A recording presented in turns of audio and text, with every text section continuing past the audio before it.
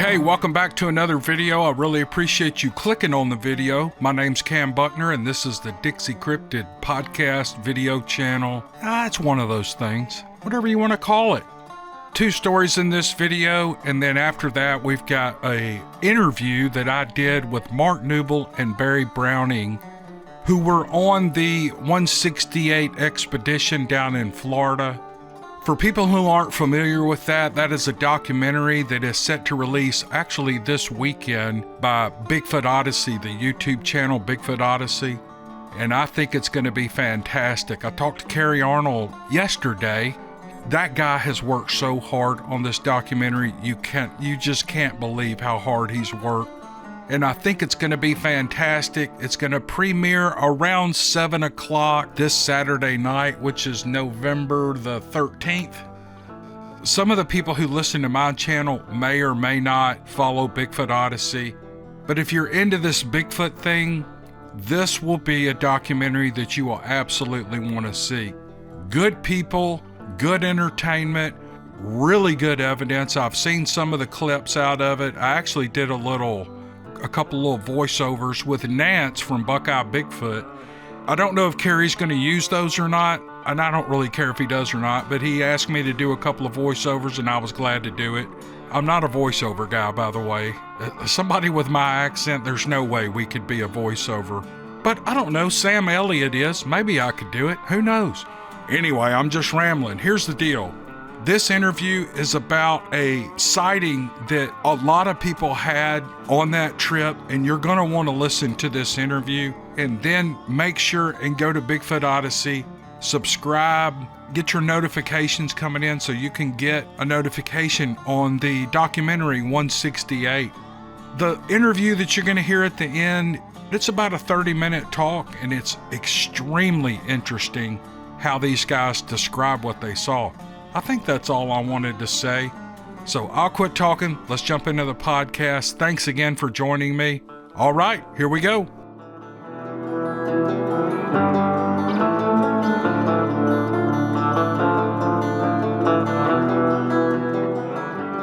Here's a pretty good story from South Mississippi. I think you guys will appreciate this one. The writer doesn't say whether to reveal his name or not, so I'm just not going to do that. But here's what he writes. My story begins when I was 8 years old. I'm 40 now, and I grew up in deep southern Mississippi, and that's all I'm really willing to say about the location. My mom, dad, and 2 sisters and I lived on my grandparents' property where my grandfather had cattle. We lived towards the front of the property, and my grandparents lived way in the back. The road dead-ended at their brick house where my grandmother had at least 100 azalea bushes out front. I don't recall the exact year, but I do recall it was spring because the azaleas were in full bloom. It was a beautiful sight to come around the bend in the road to see my grandmother's azaleas in all their glory. My grandparents had several businesses, so they were always gone. Living in the country and 30 miles from the nearest store, my mother would often find it easier to send me down to their house to raid the cupboards for missing items she might need than to drive into town. It was a walk I made 1,000 times and one I loved, especially in the spring. Sadly, that day, my opinion would change forever. I don't remember the item my mother had sent me to retrieve, but I was eager to get out of the house. I couldn't wait to see all those azalea bushes, so I took off down the road completely unaware of what was in store. When I got to the first straightaway, I caught movement to my right just inside the woods. I was no stranger to those woods. I knew them like the back of my hand.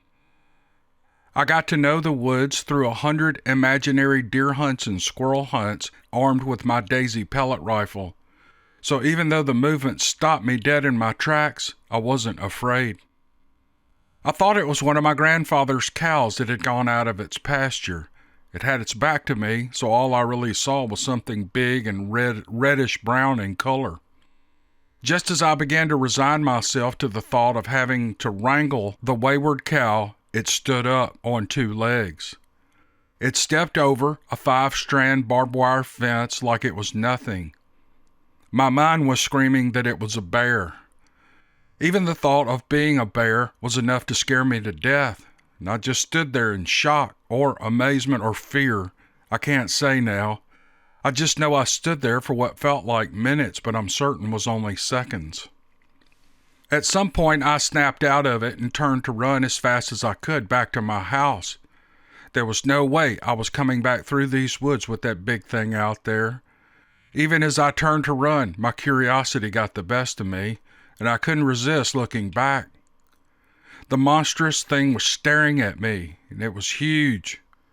It was a huge figure with its hands resting on the top strand of the barbed wire. I didn't want to see its face, so I made tracks for home.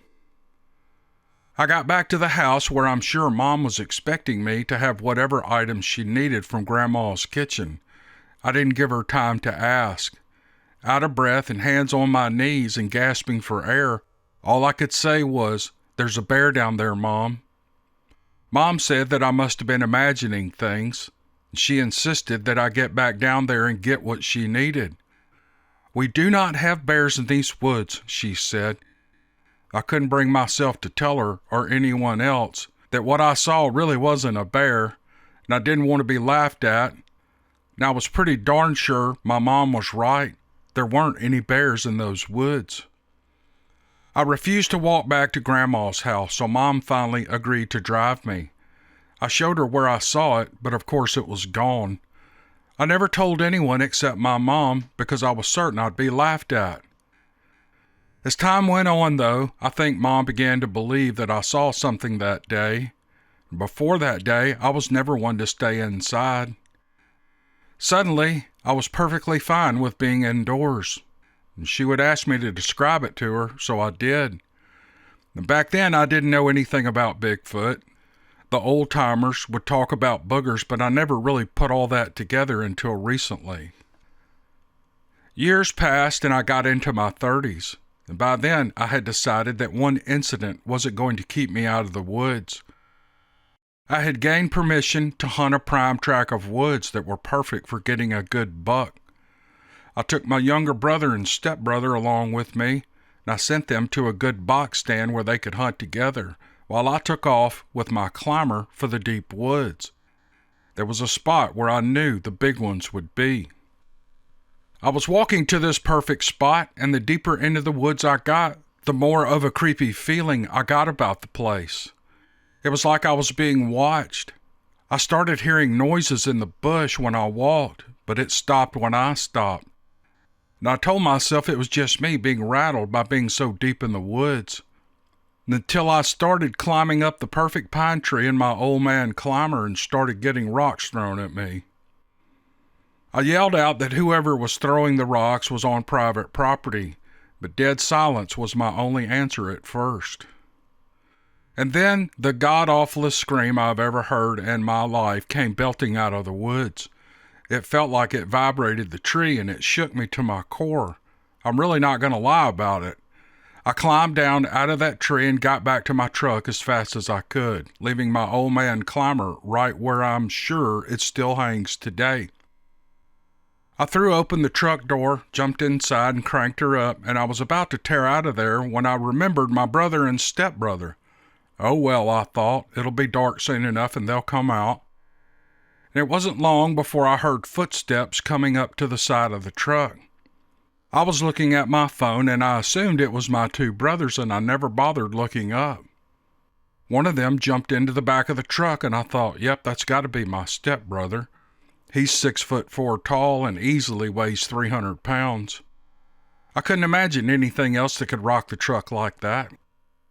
After a bit, when there was no noise, no truck shaking, and only pure silence, I opened the door to see what was going on. And that's when I saw their flashlight coming up the road. "What did you guys forget?" I called.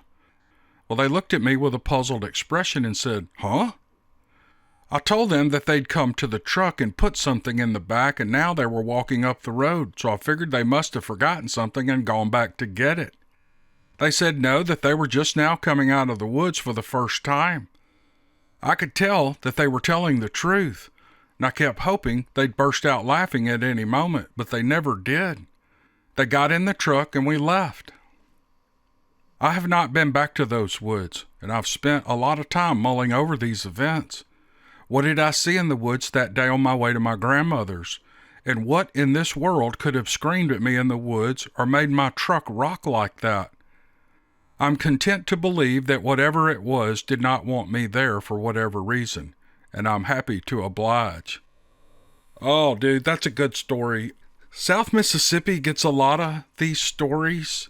Really, the whole state does, and I don't. Mississippi, Alabama, here's the point. These things apparently are everywhere. There's some form of these creatures all over the United States. The only place I haven't heard of encounters like this, and I'm just thinking off the top of my head, is the Great Plains states. You know, the middle of the United States where the great grass plains are. Think Little Bighorn, that type of area.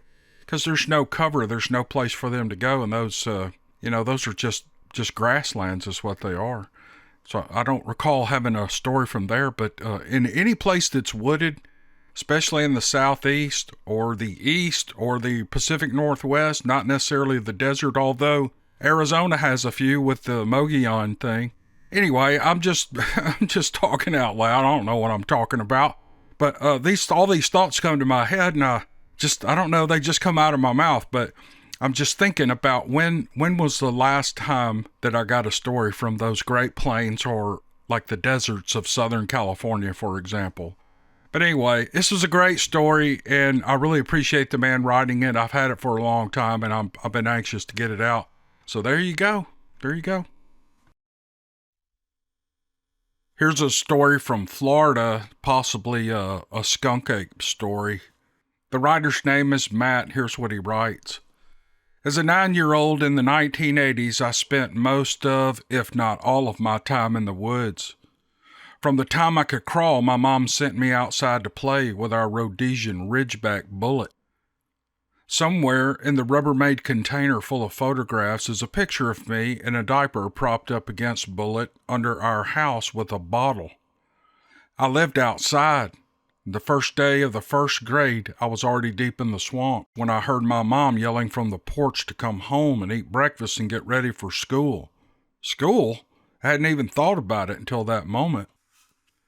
My life to that point had been a blur of camo, my Swiss Army knife buttoned into a leather sheath on my hip, a machete, my dog, and the 20,000 acres of wildlife preserve behind our little patch of swamp in Christmas, Florida. At that time, the little town of Christmas was composed solely of a post office, a church, and a 30-foot Christmas tree that was lit year-round off the side of Highway 57 in the middle of nowhere. Nowhere was just how I liked it.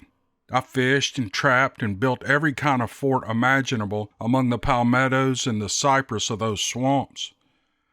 When I was 9, my dad helped me build a little hut with a thatched roof made from palmettos.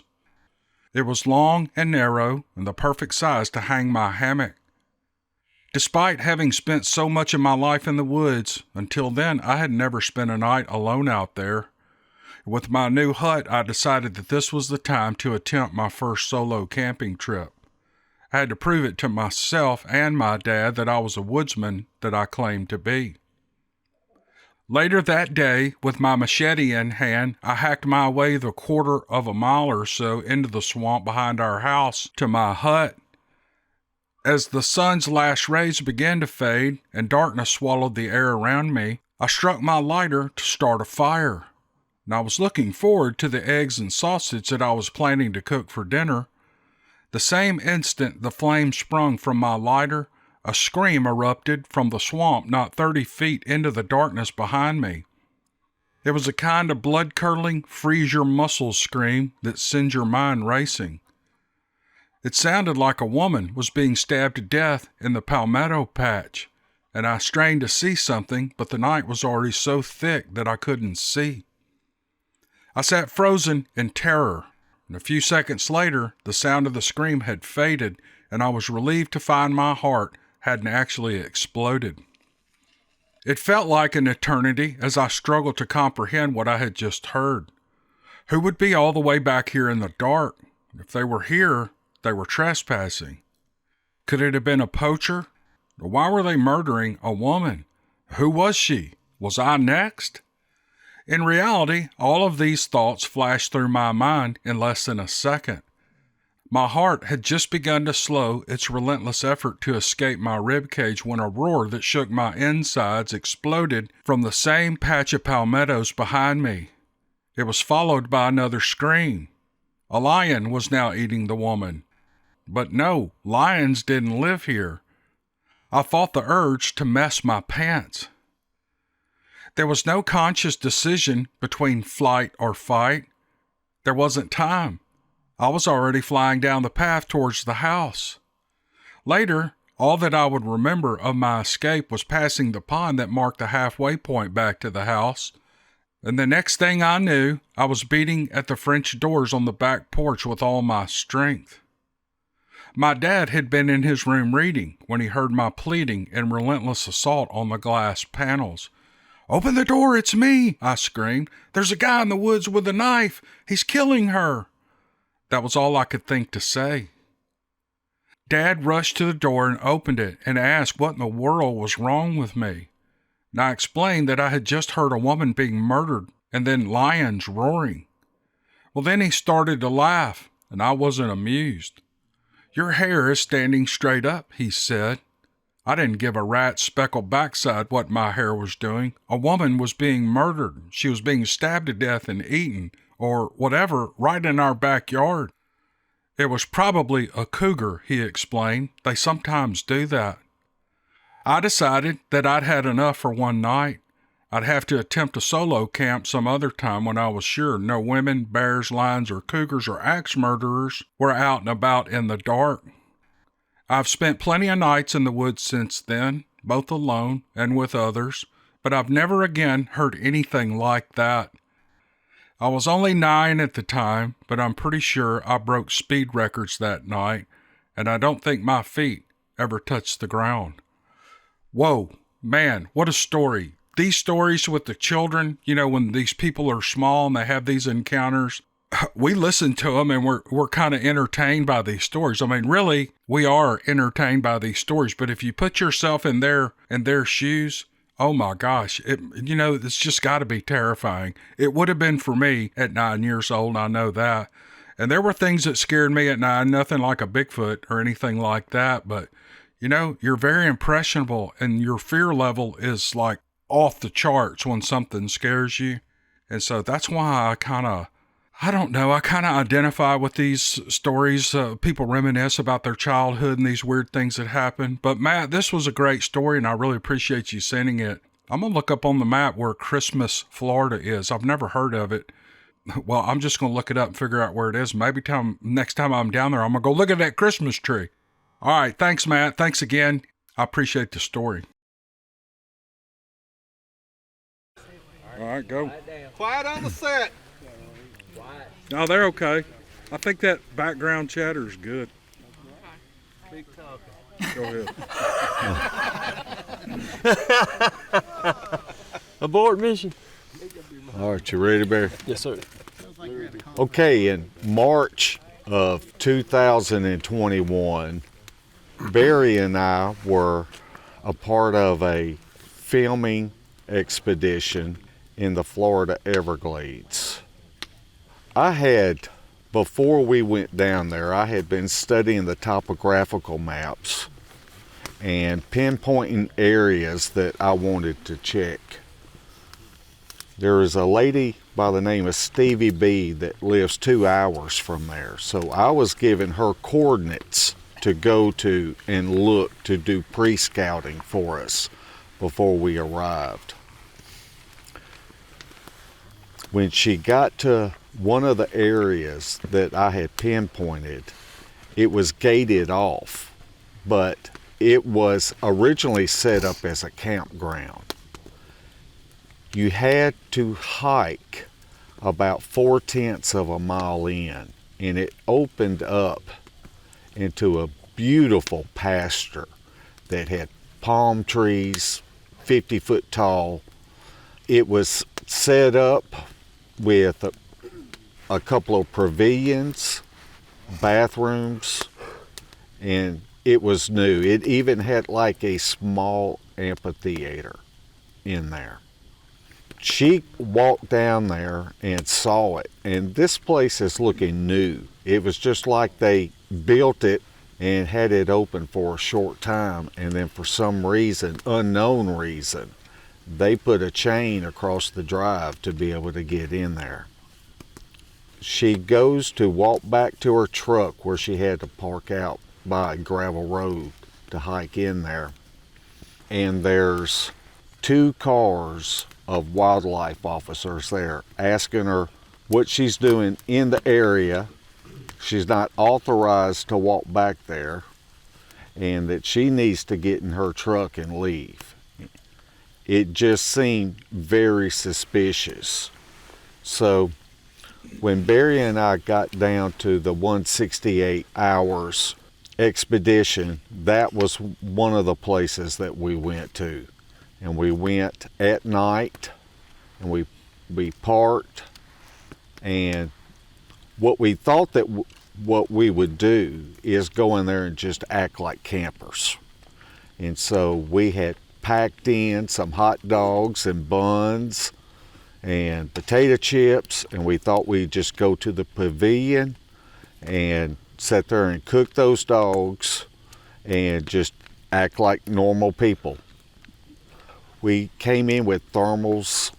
We had several different people that were in charge of taking turns and keeping a thermal going on at the same time. And there were 2 times that Bradley Hatcher had spotted something, given a heat signature, and then he would move and check our flanks to make sure nothing was coming up on our flanks, and he would go back and look at that heat signature, and it would be gone.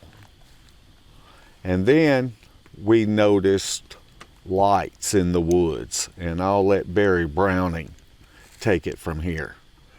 When we noticed the lights, I mean, honestly, I'd never seen any kind of orb, or, you know, you kind of try to talk yourself out of that's what it is, but it was just so obvious, and they wouldn't.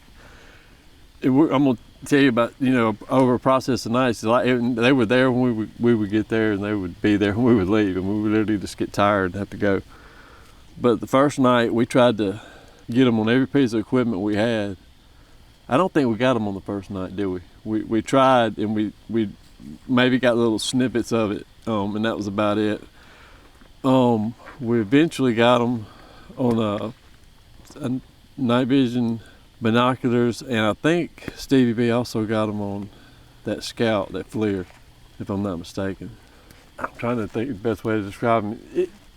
It's so obvious that that's what, you know, we're out in the middle of nowhere. There's one road possibly that anything could come down. It's a dirt road that we would be able to hear anything come down. And you know, sometimes there was one light. It seemed like as the week went on, I think that's when we kind of started seeing 2 and 3 lights out there. We would go toward the lights. They would actually go back into the woods, and that was done on numerous nights. And you also, and another thing, you got 3 or 4 people that go every night, you know, over probably 4 or 5 night period. And then we would carry 2, 3, 4 new people every night. So every night everybody was seeing it, and new people were seeing it. The first time they really moved a bunch at one time, they probably, I don't know, 100 yards in front of us, the wood line that starts. It just goes up the wood line and just kind of disappears. But we had already noticed 2 before that. And it's like that one disappears, you look back to where it started from, and I guess it's the one from before. I mean, but one would be back there. It went down a wood line to our right and actually jumped the road that we walked in on, and then went down the wood line behind us at one point in time. That's how much it would move. There was a time when we were asking it to do stuff, and I forget why we didn't get to do it a 3rd time, but the 2 times that we asked it to do something, it did what we asked. I mean, it was just weird, very, very odd. I mean, I'd never seen anything. You were asking the orbs to do something? Is that what you were saying? Yeah.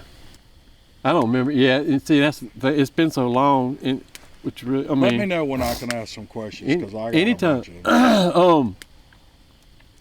Kerry wouldn't. I mean, Kerry wouldn't. It's like he wouldn't. We'd go back and get him again on video. I think we ended up with, I don't know how much flare footage. I think we ended up with around 27 or 30 minutes on the binoculars. But it's like he couldn't. Every night I would be amped up and animated about it. And I've said this before. Mark kind of let me run with trying to film it and do all that stuff, and Mark was constantly making sure nothing was coming up from behind us.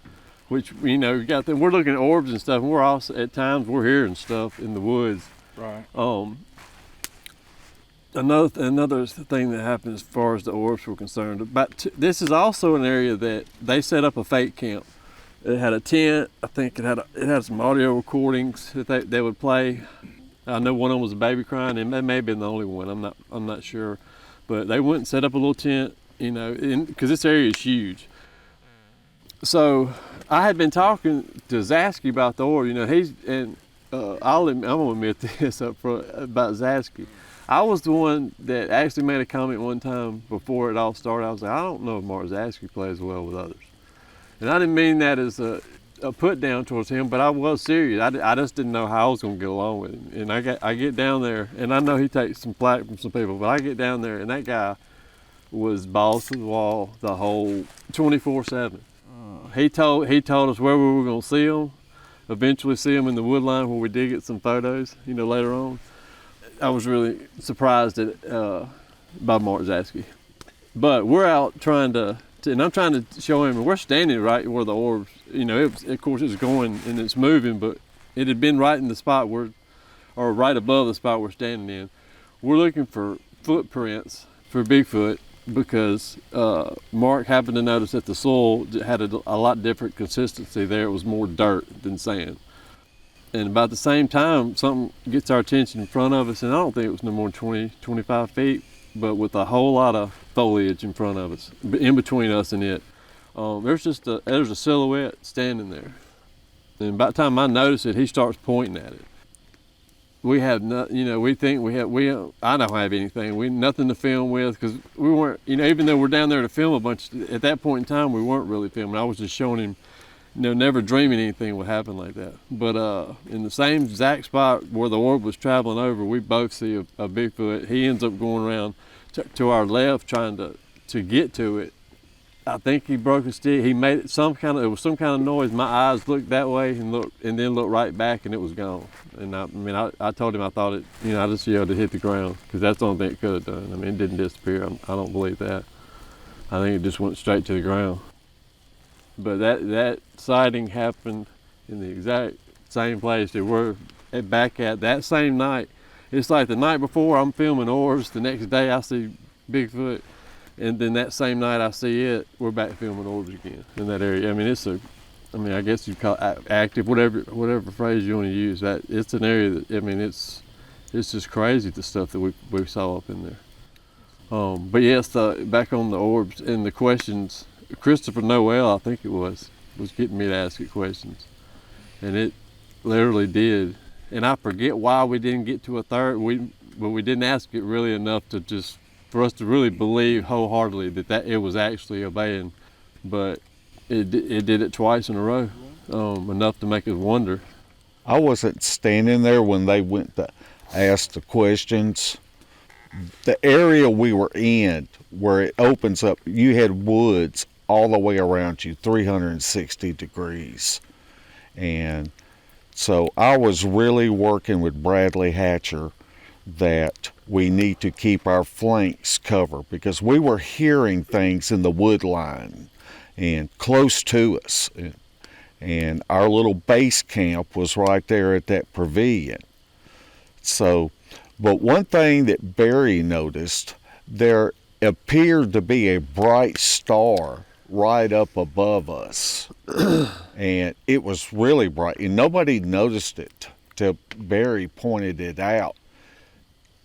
He says, I want you to look up there at that bright light up there, because there's just something that's not right about it. So we're all standing there looking up at this light, and all of a sudden the light starts moving out of nowhere. and it starts changing colors, and it just starts slowly moving away. I remember Barry pointing up and going, I think that one up above us is telling those 3 orbs in the woods what to do. Oh my And God. I got chill bumps ran up and down me. There wasn't no running for the trucks. We were 4/10 of a mile away from where the trucks were. We would have never made it back.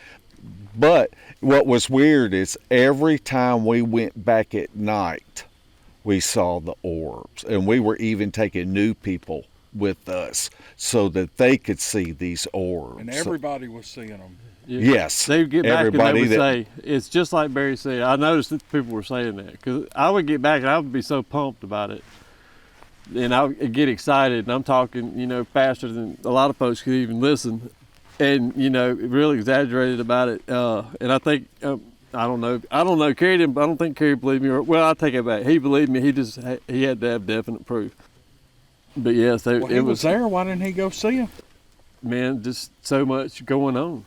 I mean, literally so much, you know. You had 2 different teams that were out. You had a base camp.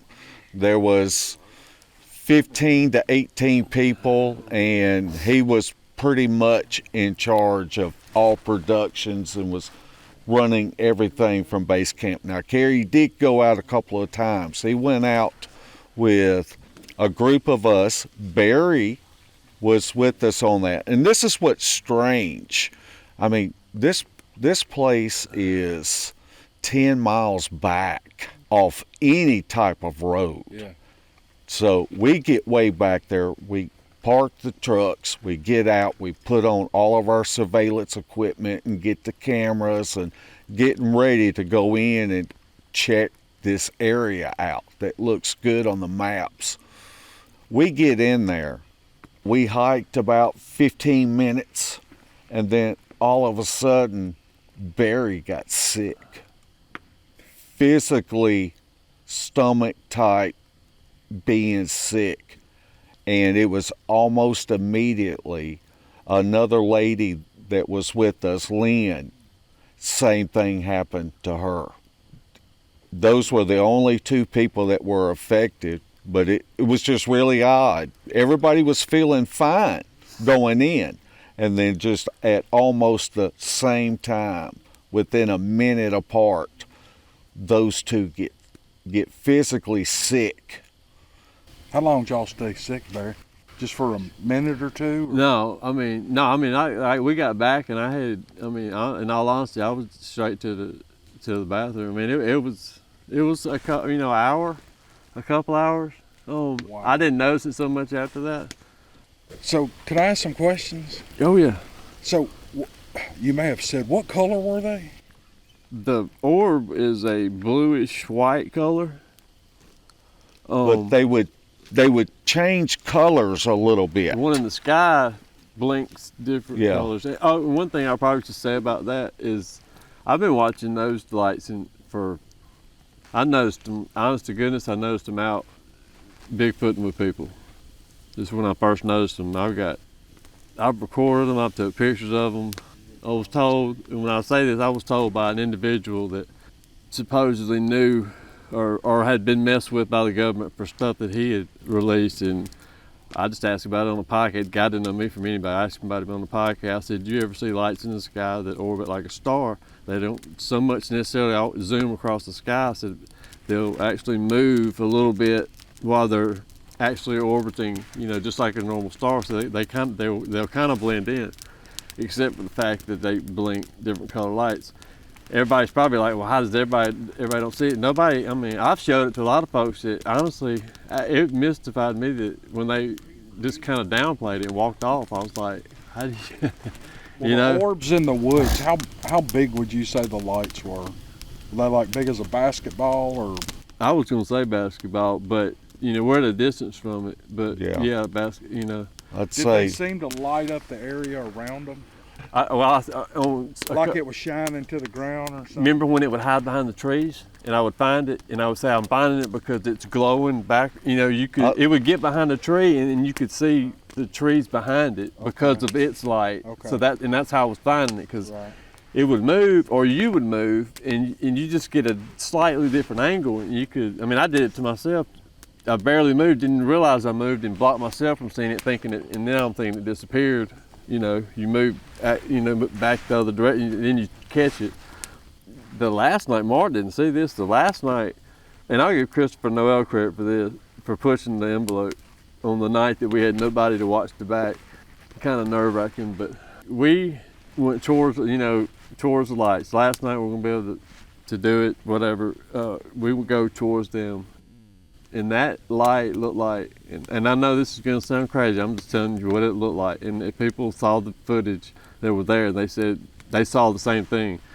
That thing looked like it backed up into a little rectangle made of limbs with leaves on it and all, vegetation, and just eased up a little bit, and then it's almost like it just almost like it was parking itself on a charger, Right. for a phone or something like similar to that. It was so weird. I don't think we went a certain ways to it, but I think we all got to a point of, once it got parked and was just sitting there, how much closer do you get to it? I'll be honest with you, and I've done it with Bigfoot and in areas that I like to look at where I live. I'm big on trying to be respectful in their areas. It's like, I don't over record in areas. I do certain things some folks would probably call crazy, but I will. I'll talk to them while I'm there, and I think it works. What gave you the idea to talk to these things and ask them to move, and where did that come from? I mean, it sounds like you have experience with this before. I would have just sat there with my mouth hanging open. I honestly think that was more of a just on the cuff, two or three of us going back and forth, and You verbally said go left, go right. Well, how did that? I forget exactly. I forget exactly what I asked it. But yeah, I mean, it would be something. I know when we asked it to blink, I think I was asking it to, because it would pulse like at times, I may have asked it to blink. I may have asked it to do something else. But because I know Christopher Noel was just beside himself when it actually did it. And I don't know how the lights in the skies. I've seen them. Y'all, I'm gonna go home from here, and I promise one of y'all call me, and I'll go get you 2 or 3 of them lights in the skies right above my damn house. They're there. Anybody can see them. I think sometimes, I don't know. So you've seen it before? Yeah. I videoed them in the last week or 2. The ones in the sky, yeah. I can show it to you on my phone. I can show it to you on my phone. But not stuff floating around. Not anything. And that's why I call it like lights. To me, are more in the sky. Yeah. Orb. I'm referring to something kind of closer to the ground. I'm sure it's a lot smaller. You don't really know, but of course the stuff in the sky has got to be a much greater distance away than the orb is. But well, I know y'all got a lot of footage of the woods, looking for the skunk ape. Dadgum, man, this is the story. Did it not make you kind of go, forget this Bigfoot stuff, that I'm really seeing something here? I mean, it would me. Oh, yeah. Everybody looks for Bigfoot for years and they never see anything. Y'all walk in the woods and see all these orbs and strange things going on. But that would consume me.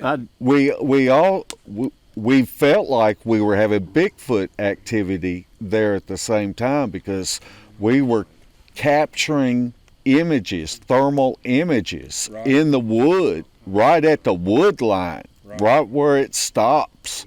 And then you would move and go back to look at it, and it'd be gone. But getting back to the orbs, one thing that was really interesting was we had about 30 minutes of night vision footage of it.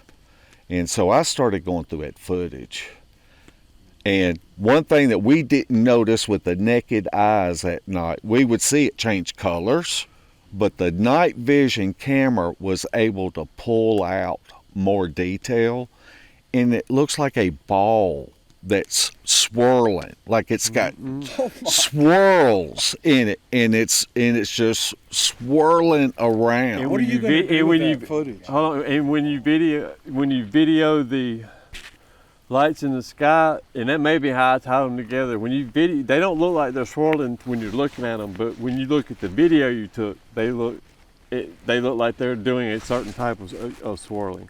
And that may be how I tie them together. I really don't know. It's like when you point a camera at a computer screen, it blinks. Yeah.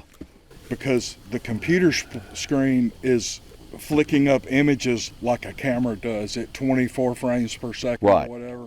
And when you put a camera on it, it's taking images at 24 frames per second, and they're not synced. And that's why you can see the stuff swirling around. But the thing about it is, it's a totally different look. Y'all are gonna say, how could it not be? But I'm not for sure it's gonna be featured, so to speak, on 168.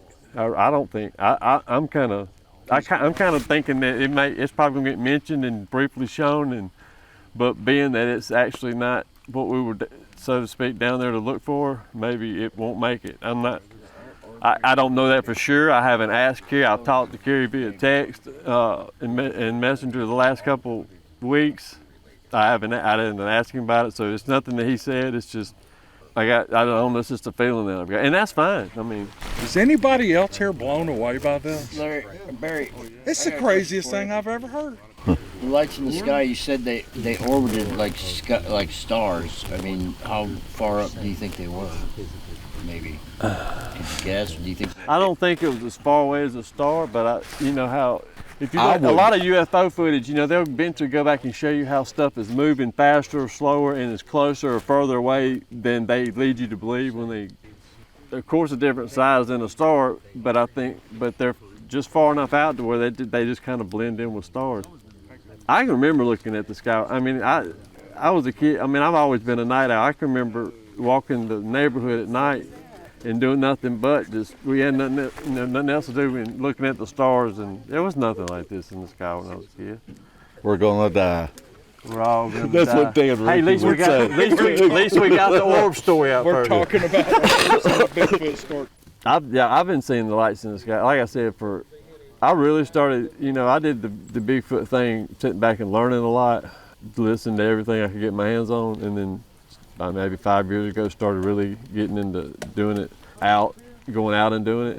And honestly, it'd be nice that you're literally spending all night trying to, get a Bigfoot to scream back at you, and nothing happens, and sooner or later I just noticed them and I kept watching for them. Honestly, I don't think they're just over where I was at or just over Florida or where I live or just over Florida. I think they're all over everywhere. I don't think, I've literally been riding down the road looking at one, and I call it acting up, is what I would refer to it to an ex-girlfriend. I would say, man, that thing's acting up. And I would literally be looking at other cars like, how do y'all not see that? It would just be barely, not that far above the horizon at certain times. So obvious to me, but I don't know if people just don't look. I don't have good eyesight. I can hear it, but I do not have good. I wear contacts, and most of the time I'm fighting with them because they're dry. All right, thanks for hanging with me on this podcast. Thanks to Mark and Barry for sharing what they found on this expedition they did. As you could tell, that I was a little animated and absolutely blown away by what they were telling me, because this orb UFO kind of phenomenon sometimes is as interesting to me as the Bigfoot phenomenon. I think there's a lot more evidence of the UFO stuff, and I was just, I was just going, man, that's the story. What the hell are they talking about Bigfoot for? This is the story. It's Kerry's film. He is such a determined guy. I hope you guys tune in this Saturday night.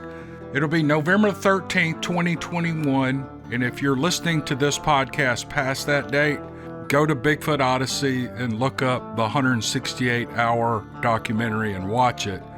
Carrie says it's going to be about an hour and a half long, and it should be fascinating. Again, I've seen little bits and pieces of it.